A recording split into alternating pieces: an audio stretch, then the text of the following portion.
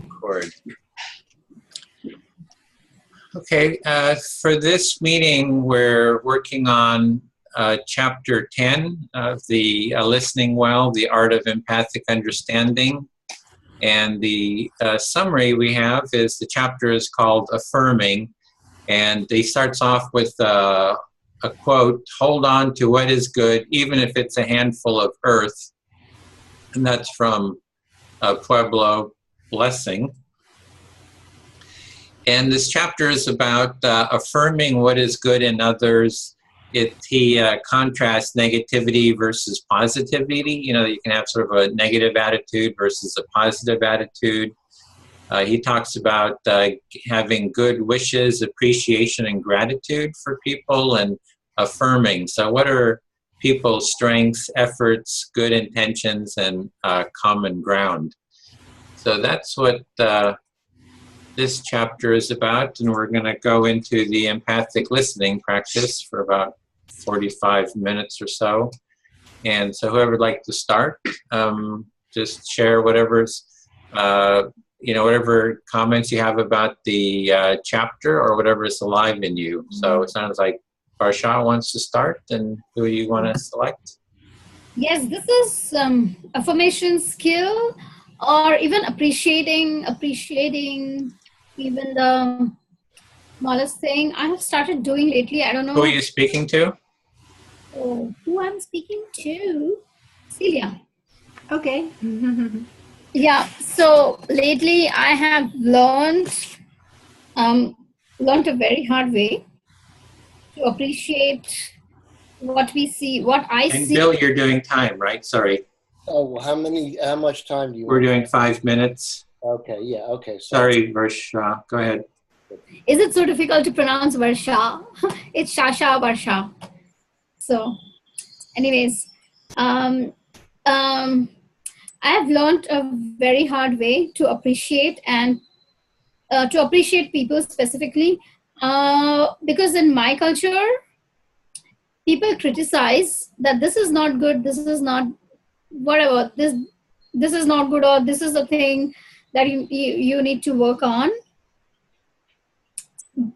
Not with the intention to hurt people, but so that the front person recognizes the area of improvement so that people grow. That's how my mother was to me, because she wanted me to learn and grow. But when I came here to USA, and when I went to school, Laban Institute of Women's Studies, so that is the first time I experienced how to give constructive feedback. And the first thing that we do is appreciate what you see, and then you give constructive feedback. So that allows people to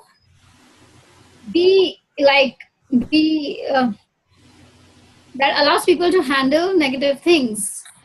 So yes, so eventually, like over 2-3 years, I have learned to appreciate. And since 1 year, since the time I have gotten involved myself in empathy work and all, from within it comes like it is so important to appreciate people, because it is very important that people be seen and heard. So through this listening activity also that we have been doing together, that really, gave me a lot of, soil or fertilizer to change my personality. So, yeah. Shall I reflect you back? Yes. Too much. Yeah, well, we'll see what I retained. The first thing is that the culture where you're from, and especially in your upbringing by your mom, you always felt the things that were not good yet were emphasized, and it was all from a good heart. It was not meant to be mean or whatever, but that was the mindset. And when you came to US and in the Laban Institute of Women's Studies, yes, you learned that there's a different way. We can look at each other and mention the things that we appreciate. And when you do that, you can also help people to evolve and grow. And actually, that is something that you also find here with us, with doing these circles, that you practice that, actually continue to practice that. Is that Yes. Yeah. And two things that I noticed is not just like how my mother brought me up, like just telling me negative points or whatever, but the Indian culture at large, I've seen that, like even teachers and all. And even I've noticed, like when people criticize, like in India, my parents or whatever, the tone, the language they use is so brutal. Like this is like, it's very harsh, and I don't know how people handle it. So because I was trained, I could handle it, because I know it's like, this is the thing I have to do. Like I've gotten used to it, and maybe I can reflect back. Meanwhile, I can gather my thoughts. Right. So you were like, you also meant not per se your upbringing by your mom specifically, but that it was also in that culture that the way of how the negative things were mentioned were like in a more harsher tone, and but because you knew that was common, you managed it. But on the other hand, when you are now in US, you wanted to say something different about that? Yes, like two distinctive distinction. When you criticize people, people really shut themselves, because I've seen sometimes it is not sometimes it is very difficult for people to express, and if it is their first try to express, and if you criticize, it shuts them down completely. And opposite, if you appreciate that person, it's an encouragement for them to keep expressing, and it helps people to open up. Okay. Yeah, last thing. So the main thing is that the good part about that, it's in the culture that everybody does it, like versus here that people are not used to express themselves in that way of doing, that they also shut down quicker when they get a remark, and even a positive one, right? Yeah. Yeah. In general, not in Indian culture, but in general, people's nature. Yeah. Okay. All right. Thanks. Thank you. Okay, so then it's my turn, right? I would want Peter, but are you okay, Peter? Are you up for it? I'm good. I'm good. I'm tired, but I'm happy to hear you. Tired. Okay, perfect. For me, this chapter hit several layers, and the main one is I in the training that I teach, I try to step away, to even be away from only confirming what the person says themselves. So, yeah. So this chapter has a lot of layers for you, and even what you train in and what you teach, that you step away from affirming, but it's more confirming, like confirming the positive attributes of what the student is expressing. Yes, what they expressing themselves. I'm not trying to look for the silver lining, even though I just say I don't know how that even happens, but I give them back so much what they are saying and confirm their state of being. The only thing that I can do is help them in seeing what they would want to. And as mentioning, sorry, I spoke French before. I'm now thinking of seulement, only the things that they are after, and only the things that they say, I don't like that, and then I would say, you rather would like. So then I flip it over. That's the only way I can help them to find their way out. Yeah. Yeah. Let me see if I heard you. Yeah. So there's a sense of wanting to support your students in seeing the truth through this confirmation, like the truth of the reality that they're expressing as a means to teach them. Is that accurate? Right. But because they mostly come at an area that after they have expressed themselves fully and they are pretty much done there, if they then see, wow, if I am in this state of being, what would I want? What would I want? Yeah. So you find it, I'm noticing a little bit of excitement around the fact that you really connect with what's really happening, that it's like, that's the juice that you're going for. Yes. And that juice helps you making that transformation at that moment. And you cannot rush that.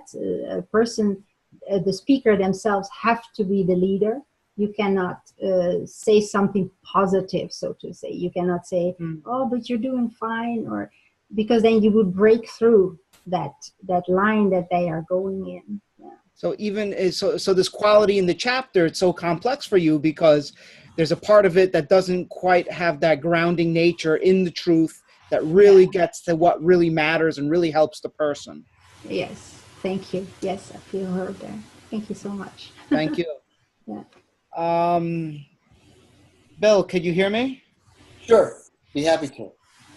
All right, I am right now actually because I'm so tired. You know, so I'm really today's bizarrely tired. You know, but I'm realizing how much juice I do get. You know, even it's almost like, you know, they say that even if you're tired, still go to the gym.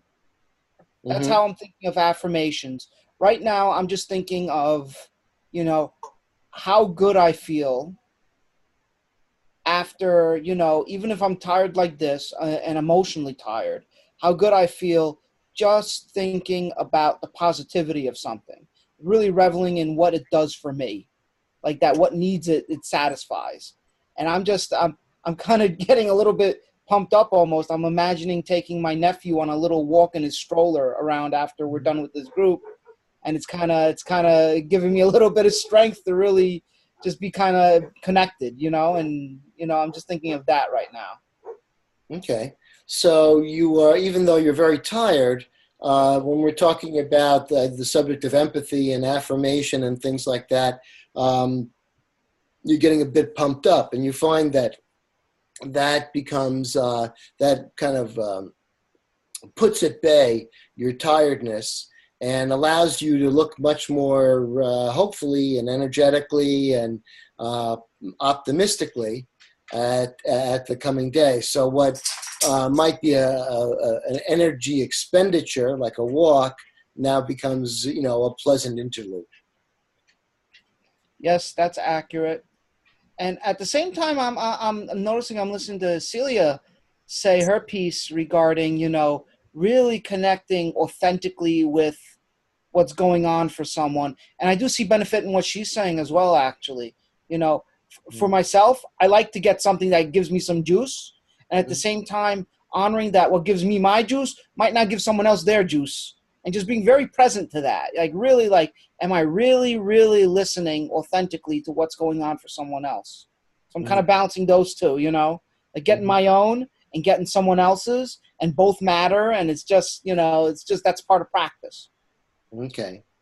So you're contemplating purchasing a variety of juices and that you're seeing that you like the positivity. You know, what I really get is that you like the you know, the positivity and all of that. And you're also seeing what Celia says is that somebody may not look at it that way, or there might be something else for really, you know, abandoning any kind of, you know, positivity for just really experiencing in a very raw state what the person who's talking is feeling, and that both have value. Yeah. Yeah, for now I feel heard. Thank you very much. Okay, thanks. Okay. Okay. Varsha, would you listen to? Okay. Yes. Okay. Well, my experience is working with emotionally disturbed children. And so as a sort of default, they're being told, one of the things they'll always remember is one little boy saying, you know, when my mom talks to me, she just calls me shithead. She says, shithead, clean this up. Shithead, do this. Shithead, do that. And he really thought he was a shithead. You know, and he was worried about that. He was, you know, and, you know, I had to say, I pointed out factually that he was not a shithead, that he had a lot of good qualities, and he's sure he messed up. But there's times when people need that. They need to know that the lies that they've been told are lies. They need somebody, especially a child, needs to know that an adult has their back, and is not going to let untruth or something that would lead to self-hate, you know, pass muster. You know, on the other hand, there are times, obviously, with a more mature, stronger client, or person, where you can, you know, you don't have to do that. And you can, and I agree with both Celia and Peter in the sense that that can be a different types of depth. But I think both are needed. Sometimes you got to stand in. You gotta be on somebody's side. They need it. And that's it. Okay. So what I hear you say, like giving an example of a small child whose parent or whose mother kept telling him that he was a shithead, and he started believing that he was a shithead, and he had this problem. I don't know what problem you mentioned, some stress or something. So you had to stand by his side to make him believe that he has a lot of positive points by proving him through reality or something, and so that his self-esteem comes up and he feels better about himself. And also I heard you say, if I've understood well, that some like sometimes someone needs that support of backing of adult, and that time some adult has to take their side to make them feel supported, and so that they can get going, whereas this might be a little different in case of adults. So that's what I understood. Maybe you can fill the gap if I've missed anything. No, you did very well. The one thing that I would say, that even when I'm like really want to, you know, infer, and I don't think you meant like make, but it was a difficult skill to develop over my career. I didn't try to, I really tried not to make them see it. I tried to point out things that I saw that if they looked at objectively, they would see too. And that's the way I tried to kind of temper, you know, my own dogma, you know, my own ego. Oh, I'm finding it difficult to articulate. So, okay. One more time. Sorry. Sure. What I'm saying is that I even when I was like at the most cheerleader, rah-rah, I realized I couldn't make anybody see anything. But I tried to really visualize the things that I saw, that if they just saw them objectively, they would see what I saw. You know, that was my hope. Yeah. So you genuinely believed and saw those good qualities in that little child, and you were you brought things objectively, or explained him objectively or logically, so that he would really believe what you're saying is true. It's not like make up things. You know what I mean? Yeah. Yeah, no, that was not easy. Thank you. I feel heard. That was excellent. Thank you. Yeah. Yeah. Whose turn? My turn? Yeah.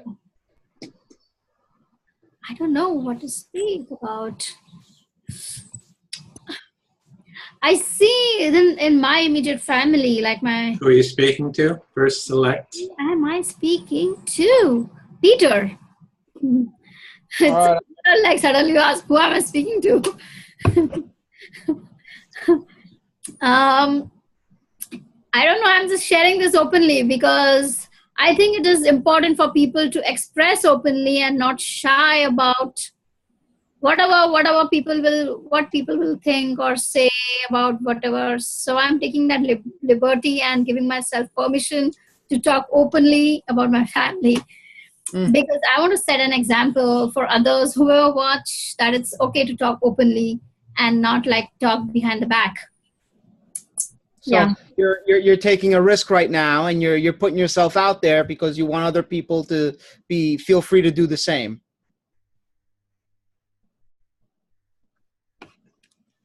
Oh. Uh-oh. Did we lose you? Oh, there she is. I think you're back. Oh, are you there? Did you hear my reflection? Section. Uh-oh. She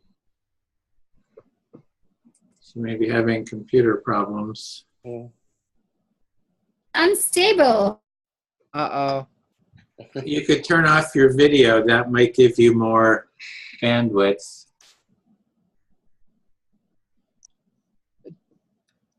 Edwin, you want to type it to her? Because she might not even hear what we're saying now. I just turned up. There she goes. I turned off her video, so maybe, do you hear us now? I don't think she's here.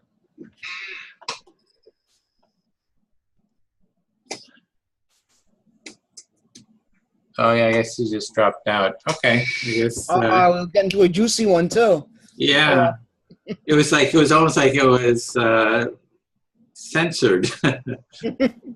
I'm about to speak about personal family stuff. Oh, anyway, it's your turn if you want to. Okay. Edwin. Okay. Can I speak to you? Yep.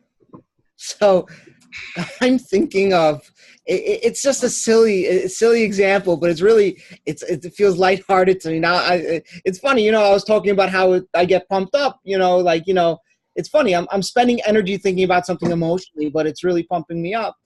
I'm thinking of, if I'm going to think of affirmations, the most basic example that I remind myself all the time is that I remember my first true love in college. I had a summer fling with a woman, and for years I felt so terrible that, oh God, I lost that woman.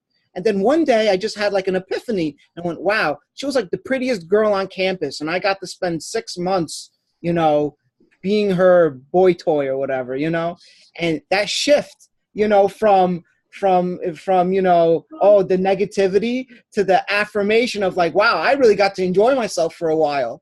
It's just silly, but it's to me, it really is a big shift, like that kind of from the negative to the positive and really focusing on that positive part of it.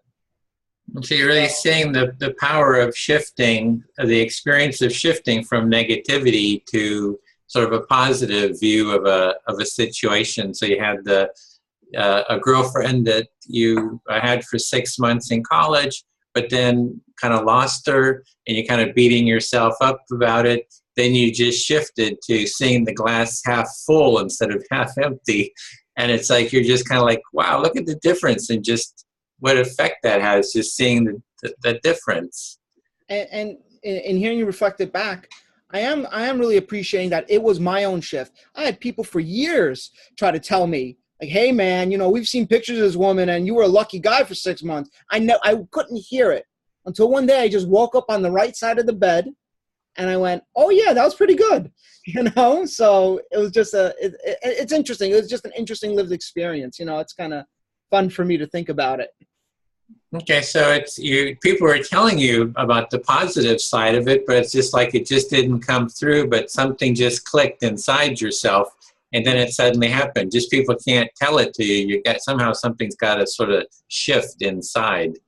Yeah, and that, to me, it's just interesting. It's an interesting reality that I lived through. Yeah, so it's kind of like a feeling of, oh wow, that's interesting reality of, I lived through this. It's pretty interesting how that kind of works. Yeah. I feel heard. Thank you. Okay. Varsha, do you want to continue with Peter? Yes. Yes. Sorry, the internet connection was unstable. So, So yeah.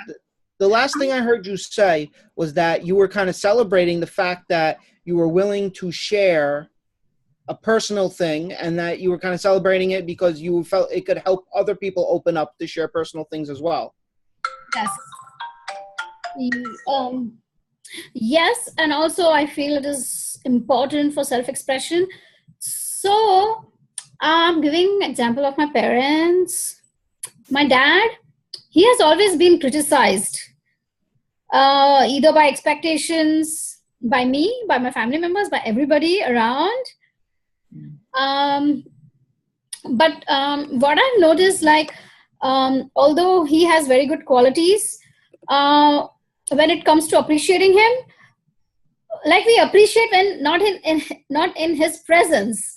When he's like at work, we talk, oh, my father is this good, this quality, this good quality. But he doesn't get to listen that. He doesn't get to listen that. But when we have complaints, like, this is not good, this you're not doing, when it comes to complaint, we express to him openly, like on his face. And I realized through this work of empathy, like, it has harmed him so brutally, so badly. And I'm like trying to rewind things and make him feel good and be appreciative about him. And because of this harm, he has closed himself, and I'm like feeling so bad. Now what can I do? Like, since I've realized almost, I mean, I was innocent. I didn't do it on purpose, but now because I've realized it, I want to do it correct. I want to correct it, or yeah. So, He has been, can I reflect back?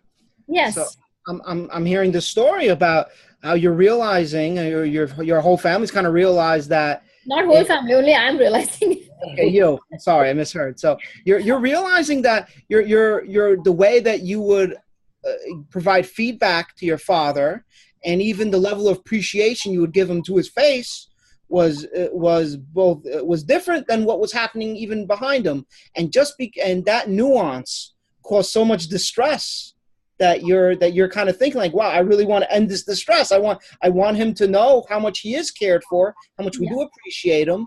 At the same time, you're noticing how his personality's changed because he hasn't seen that. Yeah, it's lately, like, after coming to US, and after I've been involved in analyzing movements and all. So there is a concept called fight. I'm sure you might know it. Fight, flight, and freeze. So this knowledge, it's so profound that it just opened my lens. Oh my God, he has not been fighting. He has not been flying, but he's just freezing. He's just frozen. And just like a ball within himself, and nobody is there to listen to him and all. Oh my God, it's such a big repair that I don't know if I can do it. So when after you've been doing work on yourself and just learning about things, and you realize, wow, this is something that's happening in my family. This is something that's real and true, and just how it's hitting you in your heart. Yeah. You just want to go and do something about it right away, almost. Yeah. So I want to do something for my dad that would bring him in the forefront. I don't know. I've been just thinking, just to give him that recognition. Maybe in future, if I found an organization on empathy or institute or dance institute, maybe I'll name it after my father, so he gets the deserving recognition. I don't know. Just thinking of ways that you could really share what a wonderful gift he's given to you in your life. Yeah. I feel heard. Oh, thank you. Okay, since you spoke, Peter, you had spoken to me, I'll pick up so I'll speak to Celia. And so this chapter is a little, I'm not quite sure what to make of affirmations, I guess, because I see there's empathy, just being present and hearing someone or in myself, but then there's positive and negative judgments. And, affirmations could kind of overlap. They could be with positive judgment. Yeah, so that you don't really know what to make from this chapter, which direction it would go. That affirmations could be positive, but also it could be in the negative. So, what could Yeah. you? What Because if is we get the into positive judgment, the reverse is a negative judgment, Yeah. and then we're in the judgment field versus positive or negative. We're sort of in that drama triangle, you know, or whatever. Right. And it's like, and I'm not quite, I think his explanation of affirmations doesn't quite make a distinction of what's the difference and how do you really, you know, make that. So I feel a little muddled about, you know, how, about the nature of affirmations. So just feeling a little muddled, trying to get some clarity. Right. Like also puzzled what he is aiming at here in this chapter, which what is he referring to exactly? Yeah, he could have given more explanation of the landscape, and so it's it's not clear enough to me. Yeah, that you could give it maybe more overview, or which part is this and where does it fit, or yeah, because I think like Marshall Rosenberg talks about this too, with, you know, you're sharing with someone sort of what their presence kind of brings to you in terms of your own felt experience and how to articulate that. So I'm a little confused, you know, about those differentiations, and how I just feel kind of muddled. It's like I don't have a real clear insight, the difference between empathy, you know, positive, negative judgments and affirmations. It's a little, It's like a little mixture of all kind, and even Marshall Rosenberg speaks about it, that he also does with affirmations two things. So what is it actually about? Yeah, I think Marshall Rosenberg might have better explanations of it. I'm not sure. Okay. Yeah. Then the other part was there was the fight, flight, freeze that Varsha mentioned, and I've seen that there's another. Those are fear responses. When people have fear, they go into fight, flight, freeze. I think empathy is another response. That if you have a fear response, you empathize with the fear, and you kind of sort of move forward through it. So I see the empathy as another response to the fear. Yeah.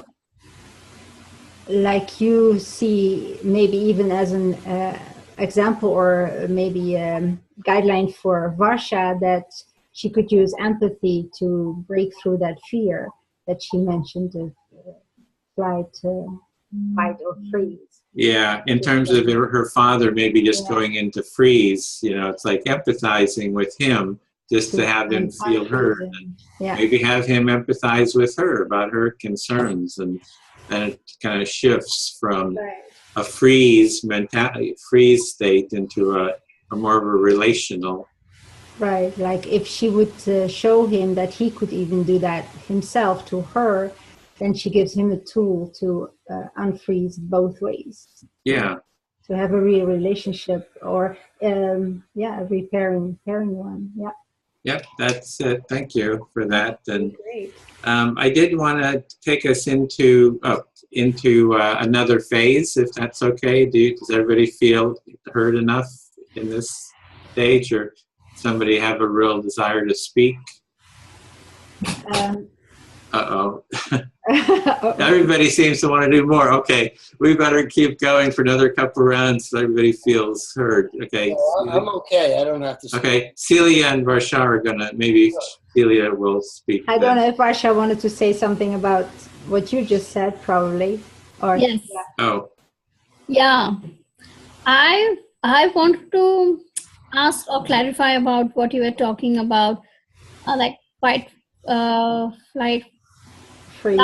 Fight, freeze. Fight, flight, freeze. Yeah. Yes. For my father, I just wanted to listen more and clearly, or maybe if you could repeat what he said. Okay, so you'd like a bit more clarity about how that relates to your father. Yes. And so what I was Okay, Celia, it's your... Yes, I think that I wanted to add to that for Varsha. Okay. Do you want to speak okay? to her? Do you want to speak to her? Oh, Yeah. Okay. Okay, so yes, in my system that I teach, you always can repair. You always can come back to the person, and you have to reopen it and not be scared to reopen it, to have the pain come up. And even if he's so in freeze, he says, I don't know, I don't care, or it's okay, just let go, hand him the things that you then feel, that you feel like, I really would want to do my best to at least my feeling warm up towards you. You speak from you, okay? You open you if he is not, if he's so frozen that he says, just let go, and then if he really says, I don't want to talk about it, then he is in charge. At least he knows that you are willing to soften up, and from now on, how you respond to him, that will be your chance. That will be your moments. Yeah. I did do a lot of repairs in my family. Yes. From my end. It's possible. Yeah. Through empathy? Yes, with empathy. Empathy is I think the golden golden thing that we, I think that's the goal of the world. Really. Yeah, I also have that feeling. Although I don't know everything about it, but I see that it can do a lot of things. Yes. It can heal the world, I think. Right. And one thing I wanted to still add to Edwin about this chapter, it was for me totally confusing too. I thought he mixed five different ways or systems that he addressed, and I thought, no, let's not go into judging, because judging positive is also judging, and it puts a pressure on a person if you say, oh, you look so beautiful, or you're doing so good, or great job. Those are pressures that is hard for people to get to do something wrong, to also be human. So you're kind of saying you also had problems with the chapter of the mixture of concepts, and it was not clear to you either. Seriously. Right. And I emailed that later to you. I emailed like he had like six systems here. He addresses 6 systems. Yeah. Okay. All right. Well, that was it for me. Okay. Then I can't understand what you're talking about. Maybe is it something related to the series that I didn't attend last week? Last week something? No, I think personal thing that you're talking about. I cannot relate what you're talking about. No, about chapter 10 of Here Listening Well. Yeah. So I think affirming how he mentioned it here is a roadblock. So that's in short. If you say, what are you talking about? Yeah, both Celia and I are feeling confused about the chapter, that it wasn't well explained. Okay. So we're kind of dissatisfied with it and confused. Quite possible, because you have more experience. I'm just exploring. So for me, this was a perfect chapter. Oh.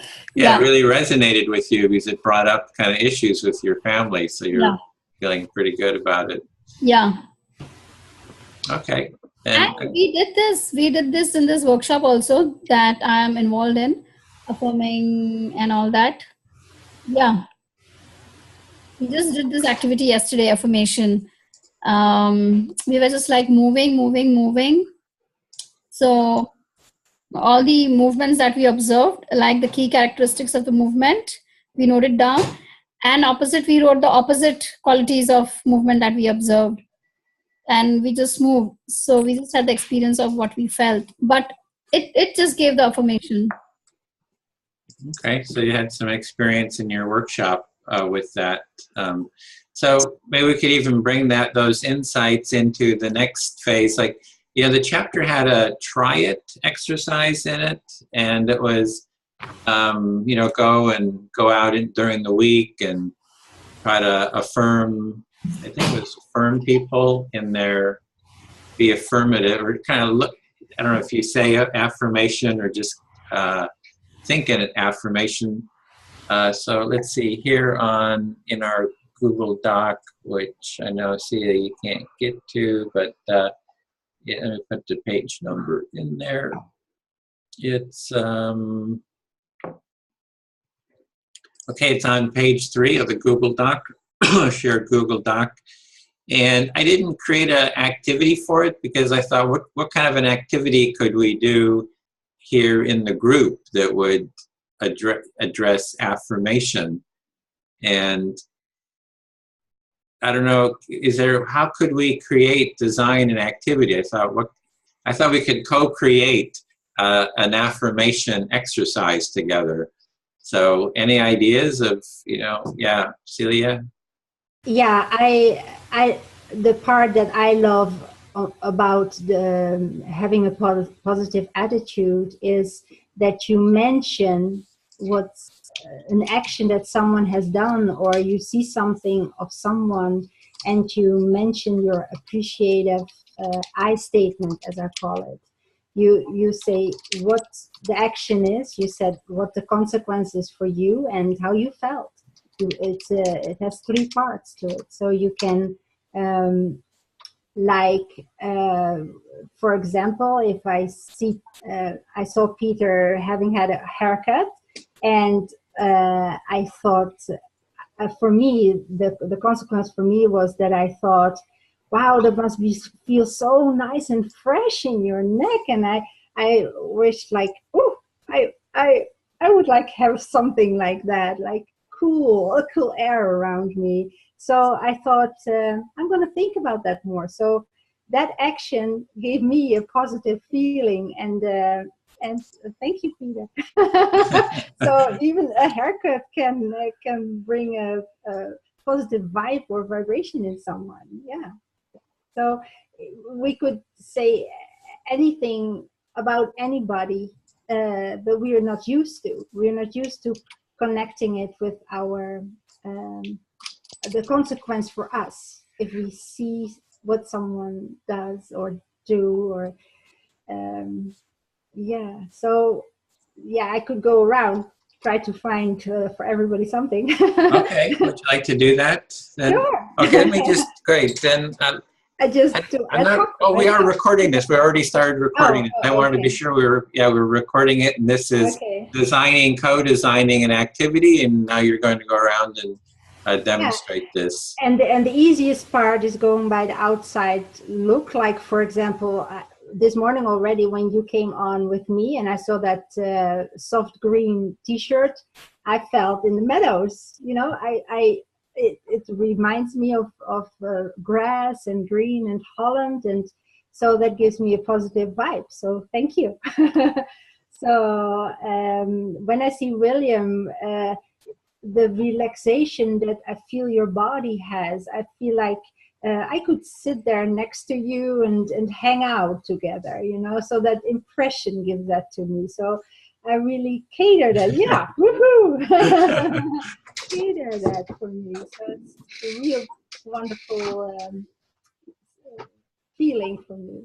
And for Vasha, I straight away, of course, saw you were with windows behind you, and I thought, oh, you're in the outside. I could feel walking with you outside, and it gave me all kind of associations, and I felt the relaxation of that of you, and it wore off on me a little bit. So thank you. Yeah, there's a garden behind. Yeah. It's a lawn. Yeah, and this is like an example only for even the little things that you see outside from someone. It's not even if someone has done something for you, or someone comes up to you, and or in work situations, someone puts there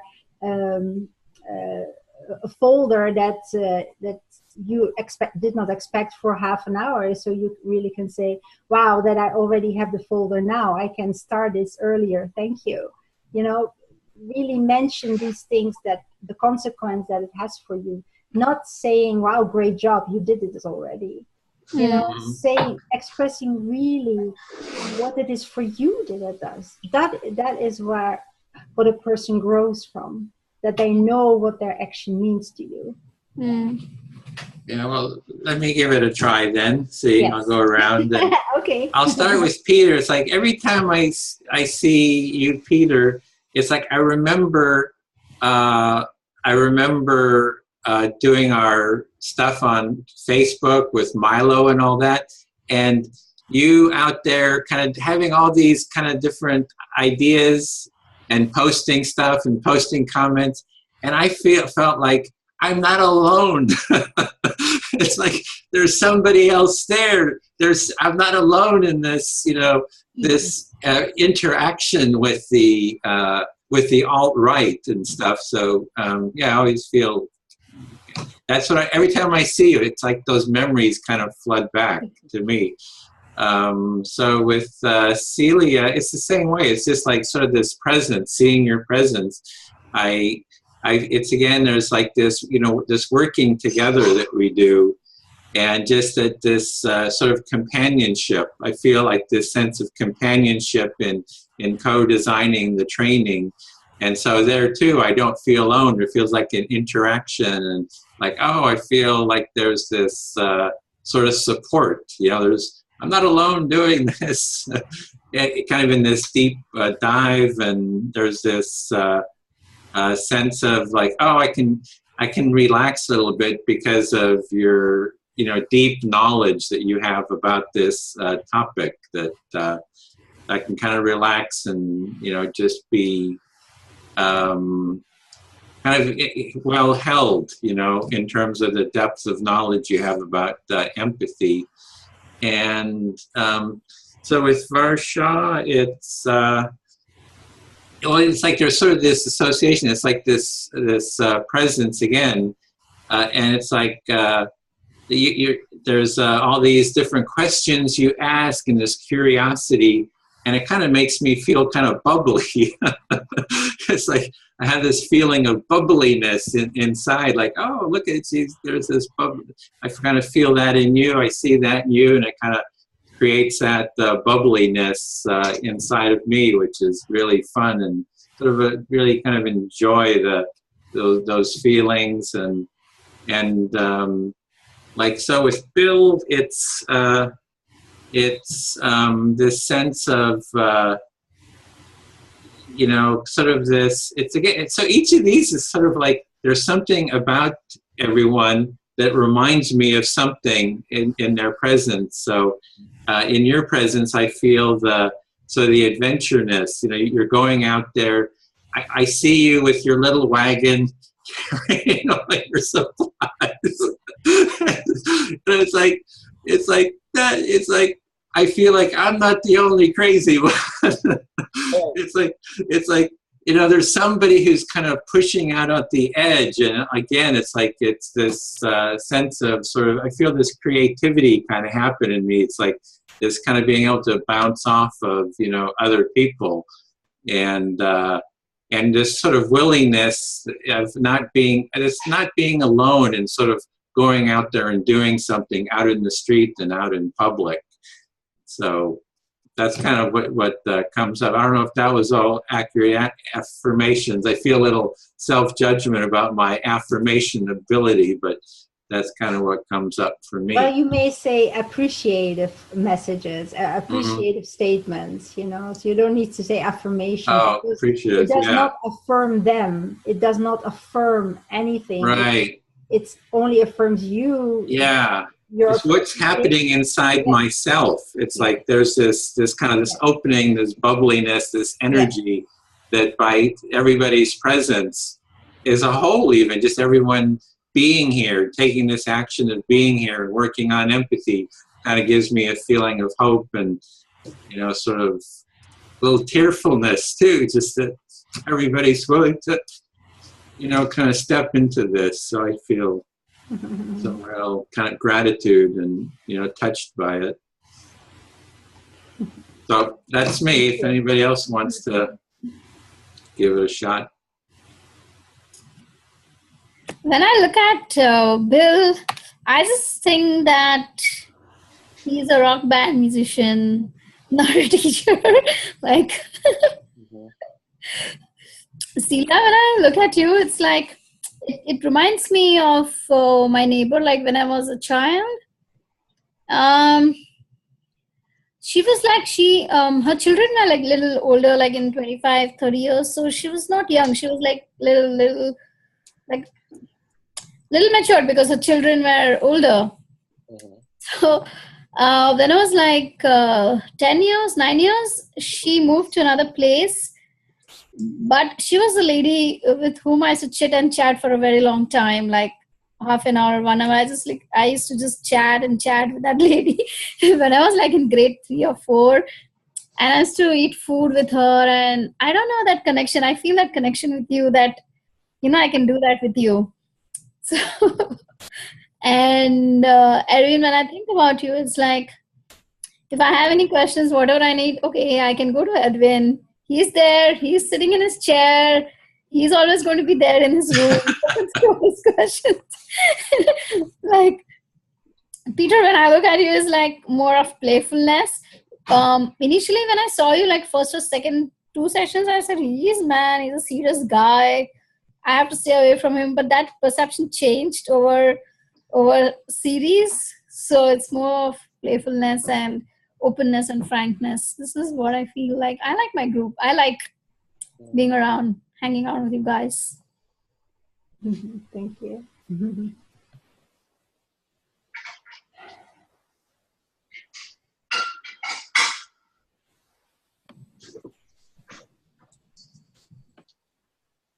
So either of you guys want to give it a shot, Peter? Or? Sure. I'll give it a shot. Are you ready? No? You're just resting. Okay. So, sure. It's very easy. So, Edwin, I have to give you, what I appreciate is the depth and your persistence. What you appreciate in yourself, I certainly see is accurate. And I appreciate because you've been able to give me a perspective into the empathy movement and what it is that I wouldn't have gotten otherwise. And it's done from the heart, and it's also done, experientially, which I think is what we have to do, eventually. But it's done experientially. It's not done with dogma. It's not done with, working up some hierarchy. It's about really working the material, and I really deeply appreciate that. And Peter, I've worked closely for 37 years with social workers. I've been down right in the pits with them. And they've been in the pits with me. And so I have great fondness for social workers and the work that you guys do. And so I don't know exactly what you do. I mean, I'm not saying that I'm not stalking you, Peter. But I know when you say something like, like this, that people's lives can be changed by what you do or what you don't do. And, and it's very difficult. It's thankless. And, but there's something great that I notice in your spirit, because you get up and you do it again the next day. Okay. You just go to work. That's great. Celia, I feel a very, a wonderful leavening process. For me, I always feel that, your focus is really that shared experience. You really help me focus on the bridge between myself and somebody else. Not me, not them, but that communicative bridge. And that's always your focus. And sometimes I feel one way or the other, but I always am appreciative that I've considered that. You may say, this or that, but I'm always very appreciative that I've considered it. And I think it's really very important, very core. It's not something that I can express verbally so clearly, but I really feel that there's something very core there. And so and because you're actually so pleasant about presenting it, I feel like taking it on. And Varsha, and I really, what I really enjoy about you is you're indomitable. You're not going to give up. This is a whole time when there are a bunch of roles for women.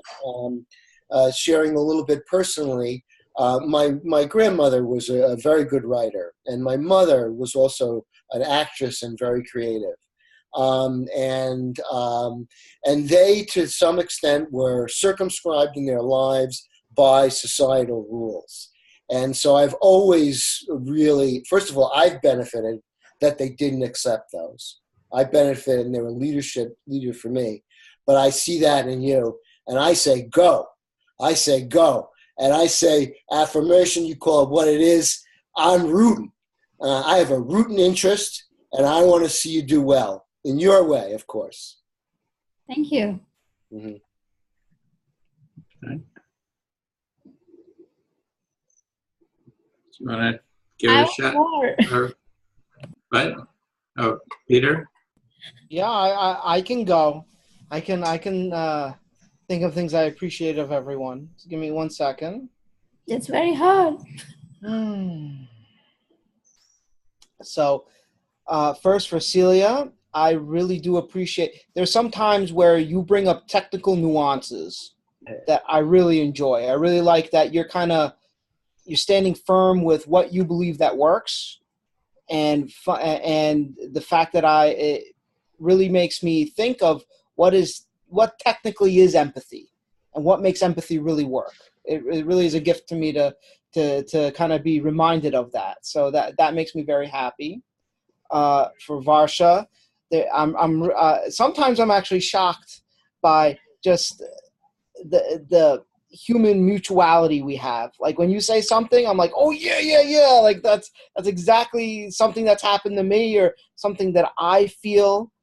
And that energy is really invigorating. It's kind of like, I felt that, and it hits me with surprise every time. And I don't know why, but it's a gift that it hits me with surprise because it really pumps me up. I also feel the same. I also feel the same connection. Yeah, for Bill, you have I want to be kind of like you when I grow up in a way.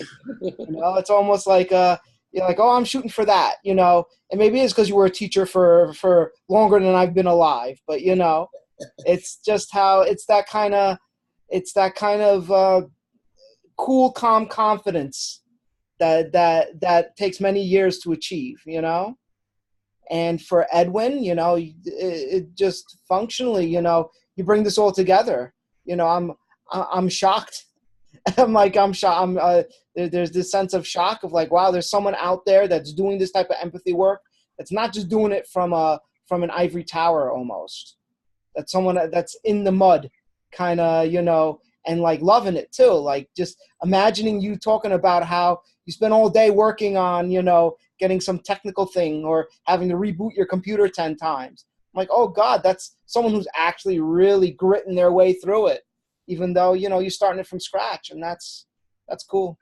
That's something I would love to do one day in my life. Same. I want to echo Peter. Yeah, about the kind of Edwin, the kind of work you do. It's humongous. It's humongous. I've been talking about your organization. So many people, even in my organization, I spoke yesterday. I emailed them. This. I shared this video with them. So I talk a lot about your organization as well. I just want to acknowledge that. Mm-hmm. Okay, was that it, Peter? Was there? I'm complete. Okay. Thank you for listening, everyone.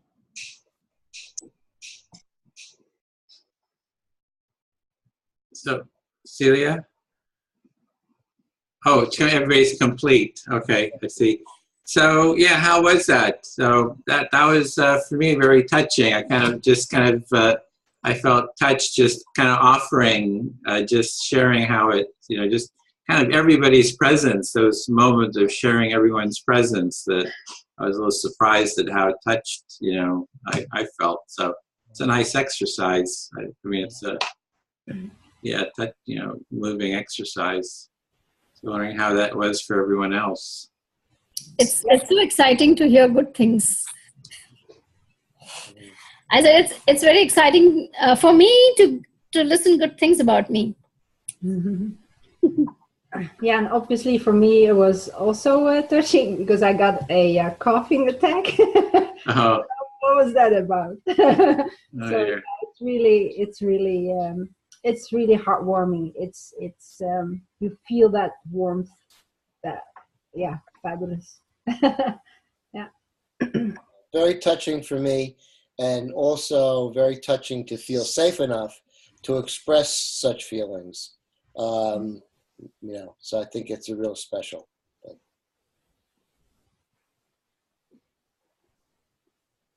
Yeah, it was. Thanks for coming up with that, Celia. I did have a sense of it. There's like a subtle feeling of what is it the person does, and how am I sort of, what is it in myself that I'm sort of feeling in regard to that. So, it's I feel like I still need to get better at that component of it. So of that, so that self-awareness of the impact that something has had on me. Yeah. Yeah, the main trap there is not to mention a label or a judgment again. Yeah. So that you really stay to concrete actions that a person does. Mm-hmm. Because only in the concrete actions a person can make changes. If you say that is so sweet, you cannot make changes. But if you say,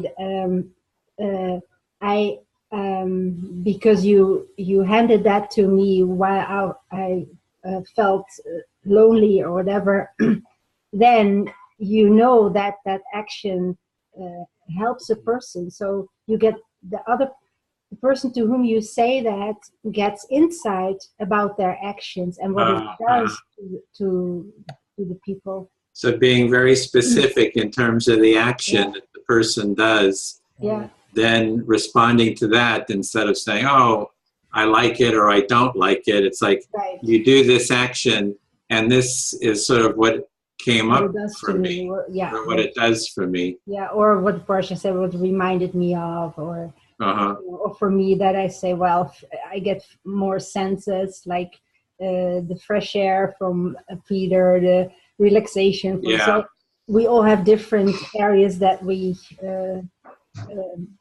can mention. Yeah. Yeah, I think that would have been a much better chapter, sort of, if it had been sort of articulating.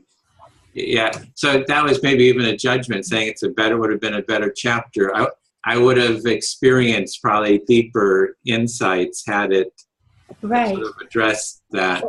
Or better could be, it would give more possibilities or more specific guidelines for a person. So the word better, you can dive into it and see what does that really mean. Unpack it. Avarsha? Yeah, I just wanted to add to this conversation, like in the beginning of the session, I spoke about the feedback mechanism where first we talk about what worked well, or what was, what good I saw in your actions or whatever the work is, and what needs work. Like we call this constructive criticism. So what worked and what needs work. So in that we give a solution, possible solution. If you do this specific thing, it might look this or it might become like this. So giving a solution rather than really criticizing that this is not good, this is not bad. So that doesn't give any solution to a person to go back to work. Like, what needs work. So if you say it, probably if you, like you mentioned, more the consequences of that.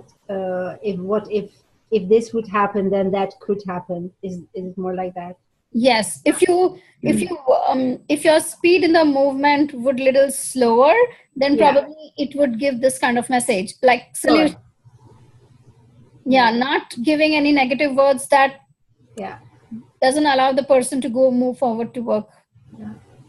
Yeah, and it shuts them down. Okay, well, in this section then, I just